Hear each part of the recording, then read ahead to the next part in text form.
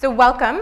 In today's session, what we'd like to do is really provide you as HR members just an overview of how to create a successful disability management program. As HR professionals, disability management may be a small part of your day, it may be an integral part of your day, and it may be something that you find a challenge dealing with employees who may be injured or ill, or your vendor partners. And what we want to stress today is that if your program is not providing you the results that your organization is looking for, you have options. There are ways to change. And Wendy is here, and she's going to explain to you how Magna did just that.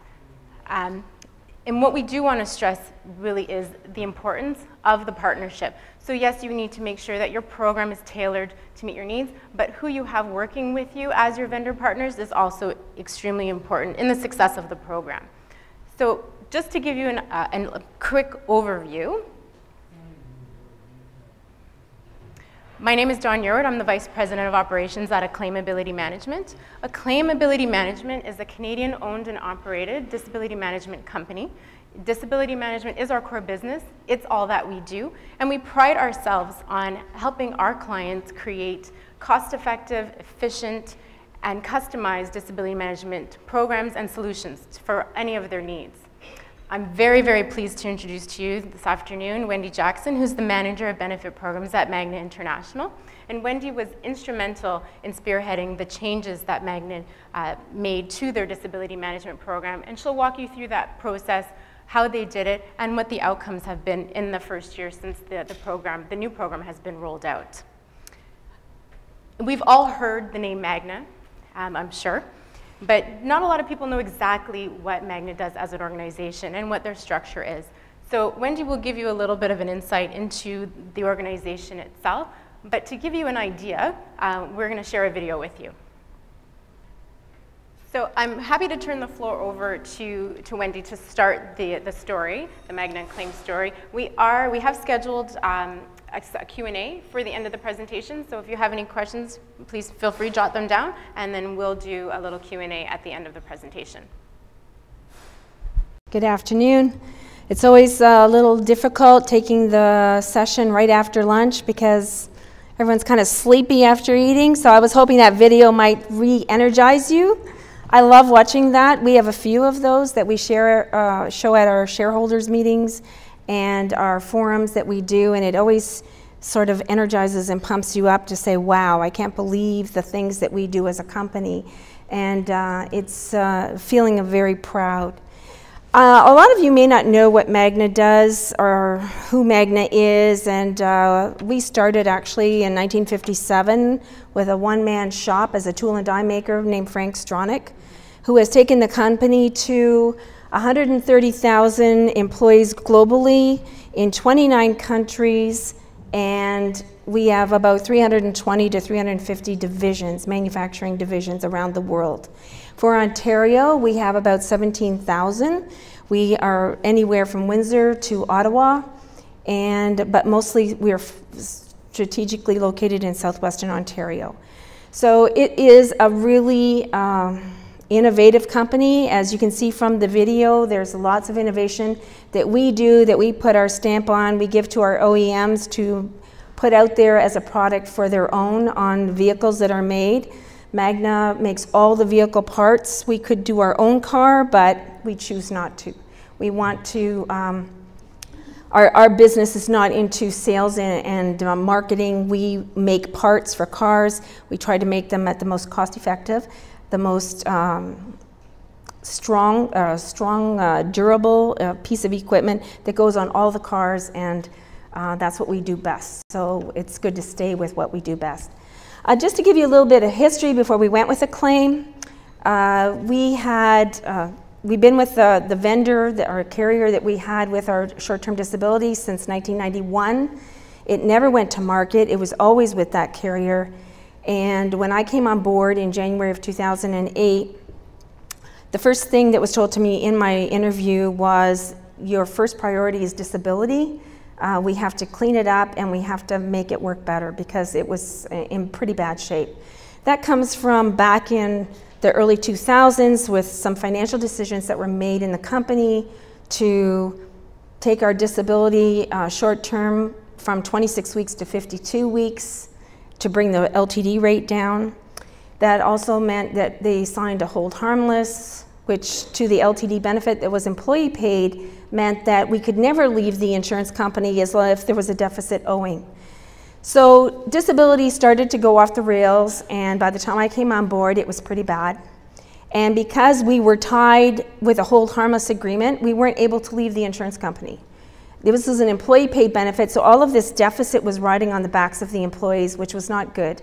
I had divisions petitioning me how they wanted to come out of the LTD benefit. They didn't want to pay for it. And we said, no, you can't do that. It's part of your employment of contract here. You have to stay in it. It's pretty hard to do when the rate is going through the roof. I've personally never paid an LTD rate that high in my life. But it was that we had to get to business and figure out what's happening and what's wrong. Short-term disability is the launch into a long-term disability benefit. Short-term, it's easy to get under an insurance company, easy to stay on. We all know that the employees have a relationship with their doctors. You go to your doctor and say, I need some time off. I really can't do this, I can't do that, I need to have time. And so from the insurance company, we found as I became involved that these disabilities were going on for a long time. Too long. People should have been back to work. And as an employer, we want to get our people back to work as soon as possible. So in 2008 and 2009, as you know, we had a major recession hit. The auto industry particularly was hit very hard. And our disability, I came on at the beginning of 2008, and I experienced things I've never experienced in my career. But during that time, our short-term claims jumped to 2,300 in 1 year. That was brutal. And because we were cutting jobs, we had to restructure. So we cut 5,000 jobs between 2008 and 2009 in Ontario because we had to. And as soon as you start doing that, people find a way that they find that, oh, now I'm disabled, I have to get the benefit. So we had a lot of people jumping into that pool. And it was a difficult time, and they were dark days. It wasn't nice taking out so many people at a time when who knew how long this recession was actually going to run for. But we ended up turning that around, but because we weren't able to do anything about our short term initially, because not only did we do a hold harmless that we had double-digit now, $1 million double-digit deficit on the LTD, they also cross-experience rated the life insurance with the short-term disability. So we were really handcuffed to not to be able to do anything. So strategically, we had to do some things behind the scenes to help with the LTD rate as well as get involved. It took till 2012 of July that we actually got the deficit down to zero, which was a huge feat. It was a project that went on for years, but was very rewarding. And once we were able to unravel all of the financial ties, that's when I said, okay, we're going to go to market, and we did for our life and disability benefits. And Acclaim was one of the companies that we had on for an RFP. I was familiar with Acclaim back in the days when I did consulting, benefit consulting, and I had them involved with me on other employers that I was looking after, so I was aware of what they could do. We ended up starting the business with Acclaim. It was going to go into effective May 2013, so we started to get together initially and plan how it was we were going to roll out. Our divisions are very unique in that they all have their own profit and loss statements. They're all independently, they have autonomy, they are under the Magna umbrella, but in Frank Stronach's world, he allowed the divisions to have the autonomy that the money that they made at their location, they shared in those profits. So we were like the Mother Magna ship, and they are all of our little, well, some of them are not so little, the divisions. And from a corporate perspective, we try to keep control over that. And it's like we all have had experiences, or most of us have had experiences dealing with teenagers, what they're up to, what they're not up to, what they don't want you to know, what they want you to know. That's somewhat like how it is for corporate with the divisions. So it was a matter of creating a relationship with each of the divisions to get them to trust you, to share information with you, because when I initially came on board, that relationship from the predecessor was not good with those divisions. So that was challenging. But once we started with Acclaim, we sat down and had a plan and created a strategy on how we were going to roll this out to our divisions, because this was very unique. They were coming from an insured STD benefit that the carrier was mostly handling and they weren't involved that much with, and they ended up having to go to an ASO benefit where they were now going to be paying out the weekly checks and involving a disability management company to work with them. So we wanted to bring in training for them. So we brought in 3 days of training. Acclaim came. I had all the HR from all of the locations around the Ontario come, and we sat down with them and showed them how the process was going to go. We created new forms. We created a process with Acclaim, so as we rolled this all out, everybody was understanding. Then we also met with our vendor that we chose for our disability, LTD, and life. We had them meet with Acclaim and our EFAP vendor, who we use also for disability for the mental illness and substance abuse disabilities. So we all came together, and the goal was, how do we transition this for the employee so that it's seamless to them and that everybody's on the same page. We worked together at creating the authorization so that when the employees signed the authorization, it allowed everybody to share in that authorization so that we wouldn't have to go back to the employee to get something else signed. And that we try to keep everybody on the same page so that as we all work together, we can get this person back to work sooner.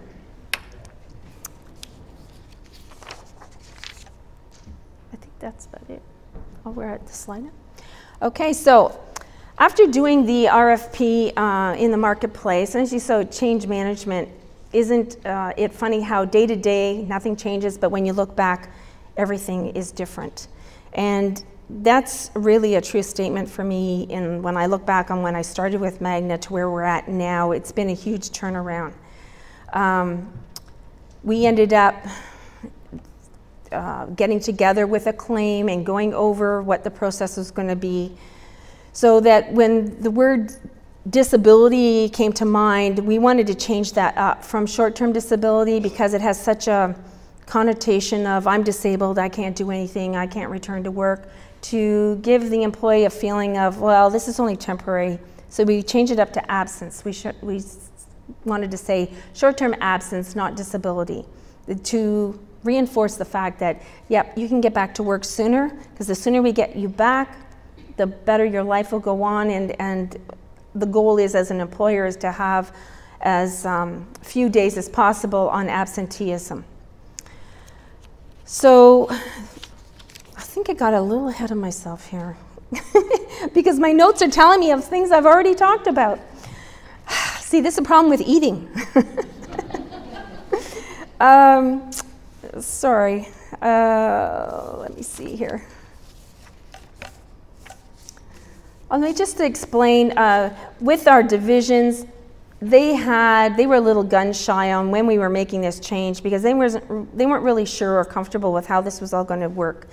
So it took a little while to get them feeling comfortable, and not only did we do the training sessions inside the corporate office, but Acclaim went out to a number of our locations to be on site with the HR people that were going to be handling the disability from that end, and sitting with them, showing them their system, going over the process, and giving them really a hand-holding experience so that they were able to feel comfortable, get to meet a face to the name. That's always helpful.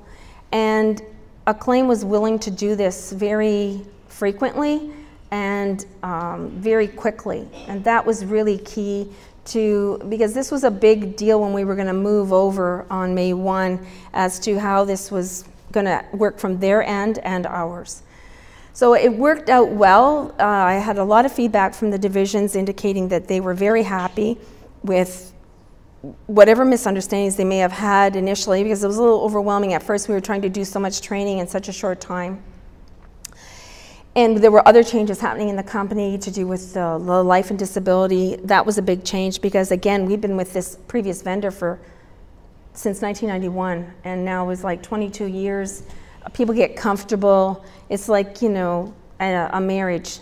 Starts off fresh. Over time, it gets complacent. You get taken for granted, and you need something to shake it up to make it feel alive again. And that's what happened with the benefit program. It needed to get an overhaul, and we did, and it's worked out very well. I think that's it.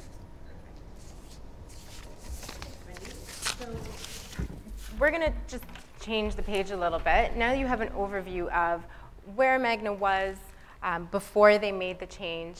But what I want to do is just share with you some of the key elements of a successful program, and then Wendy will share with you what the outcomes have been for Magna. So when we look at putting together a really effective and efficient disability management program, there's some key elements that employers want to be cognizant of. One is you have to understand what does your organization need from your disability management program or your benefit program? What is it you want to get out of it? And make sure that you tailor your program to meet your needs. You don't want to settle for a product that maybe a vendor is going to hand to you that comes in a box. You want to make sure that your needs are being met and that the program can be customized in that way. You also want to look at what's your historical trend. Wendy mentioned that Magna had been with their previous carrier for 22 years. What has happened? Is there a spike at certain times of the year? Depending on the industry, you know, sometimes hunting season is when absenteeism seems to go up. You have, everybody knows Dr. Summer off. There's also Dr. Spring off, fall off, and winter off. If you haven't met him, they're out there. So you want to know what's happened in the past. Why did the program that exists today, why was that put in place? If you have a program that may be 15, 20 years old, it may have been very specific to your employee population at that time. Fast forward 15, 20 years, your employee population, depending on longevity and turnover, are now 15 to 20 years older. What was affecting them 15 years ago is not what's affecting them today. Their challenges are different today, and your program needs to adapt to change to that. You may not have had a lot of disability 15 years ago when the employees were younger, maybe more fit. Now families, aging, there's a lot more incidents of cancers in our society, mental health is on the rise. So is your program and the benefits associated with that and the services available to your employees, is that tailored to meet the needs of your employee population now? If it's not, it's something to look at because it's not going to be cost effective for your organization if you're not looking at those aspects. Understanding your organizational culture. If you're new to your organization or if you've been there a while, really taking a step back and saying, how do we treat our employees? What's our culture like? Do we hold hands? Are we touchy-feely? Are we a family? Are we more administrative, more siloed? How do you want to interact with your employees? Your disability management program should reflect your organizational culture. You don't want to deal with your employees internally one way and have your vendor partners dealing with them in another way. There's a disconnect there, and sometimes that leads to rumblings and challenges and really discord within the process.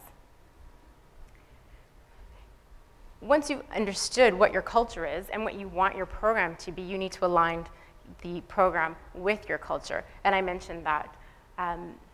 I'll just move forward here. And you want to secure the right vendor partner. If you have an understanding, and Magna had a very clear understanding about what they wanted their program to be, changing the title from short-term disability to short-term absence shows that. So do you want your vendor partner to speak, you want them to speak the same language that the organization speaks. If you refer to your staff as employees, you want them to refer to your staff as employees. If you call them associates or members, your vendor partner should be willing to do that as well. They need to be an extension of the company. They're managing your program. They're there to provide results to the organization, and not accepting anything less than that is doing a disservice to yourselves as the employer, as well to your employees.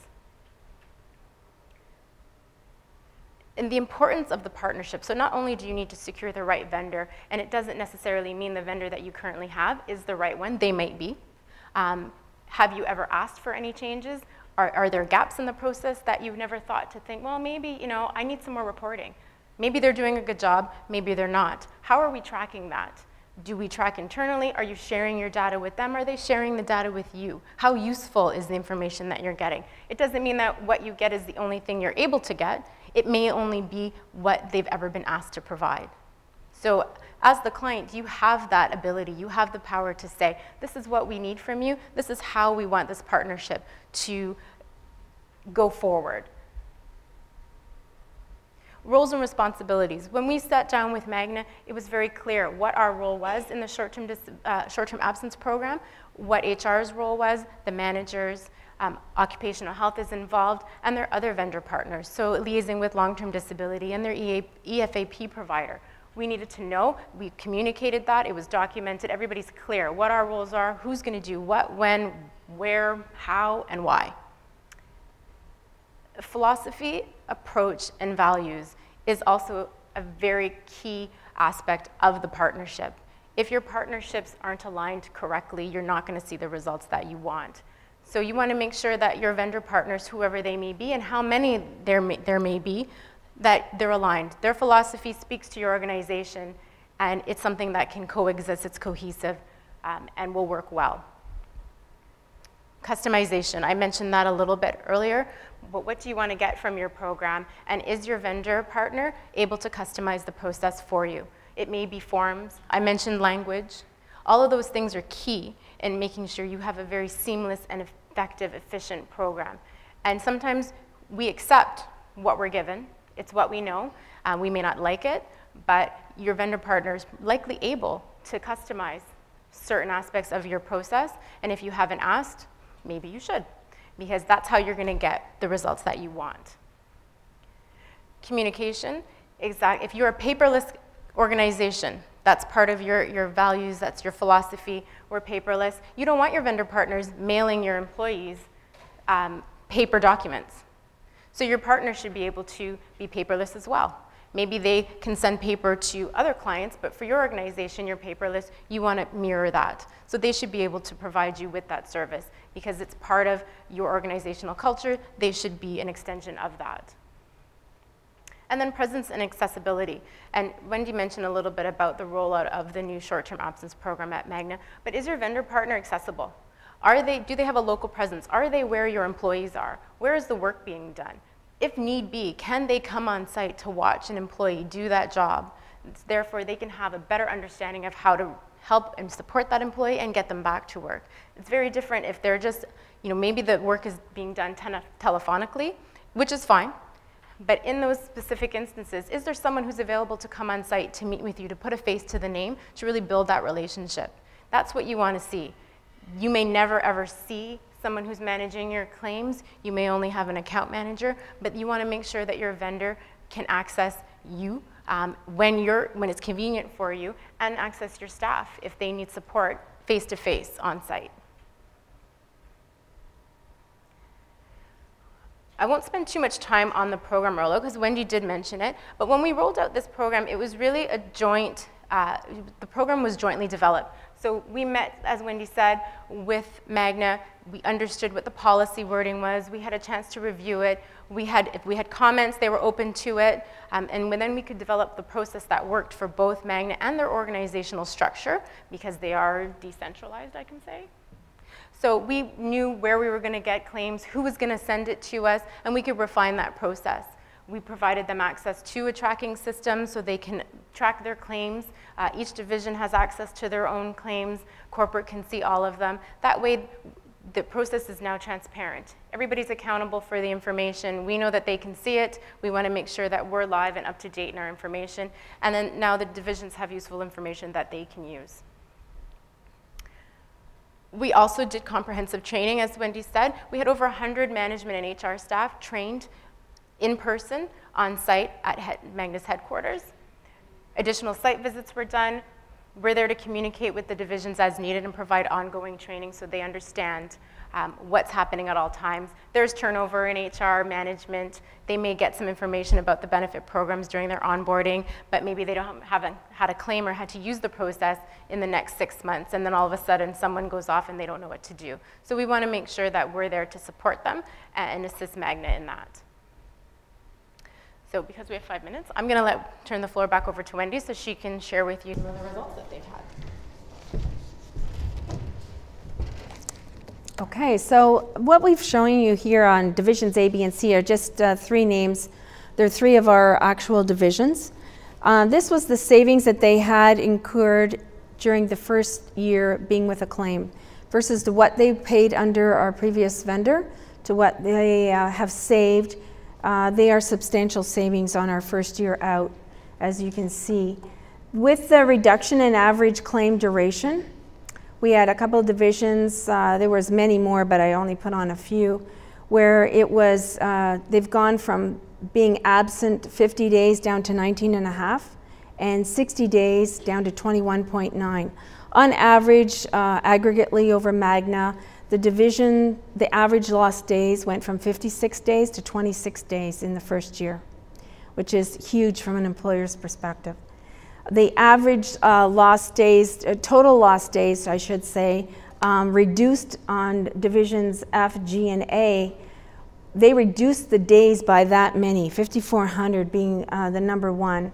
That's one of our largest plants, so that's also why the number is high. But to reduce by that amount is really incredible. It says a lot about the way that management is key in the short-term disability benefit. When I think of all the years that have been wasted and the money that's gone out the door for poor management of claims versus the first year, and I can see that we've got room for lots more to do within the company to improve these numbers. But for the first go around, these numbers are really impressive. As a company, we have saved almost $3 million in the first 12 months on our short-term program. Okay. So this slide, just to finish up, just gives you a summary of the outcomes in year 1 of the new program, the short-term absence program. So we did have consistent claims activity. It wasn't like there were a lot less claims or a lot more. A decrease of 54% in the claims duration. We increased referrals to Magna's vendor partners through that process, and making sure it was customized. We were able to access and provide support to their employees with their other vendor partners, so we all worked together as a team. And Magna saw a decrease of 30% in their overall program costs, which we're very proud. We're happy to be able to assist Magna in having cost savings of that magnitude. This slide is, I'm a basketball fan, so I think speaks to the importance of the partnership and making sure you have the right people on your team. Michael Jordan, Scottie Pippen, some of the best, or the best partnership in professional sports. Talent wins games, but teamwork and intelligence wins championships, and that's kind of the philosophy we want to bring to our clients in terms of creating programs that work for them. So that brings us to the end of our presentation.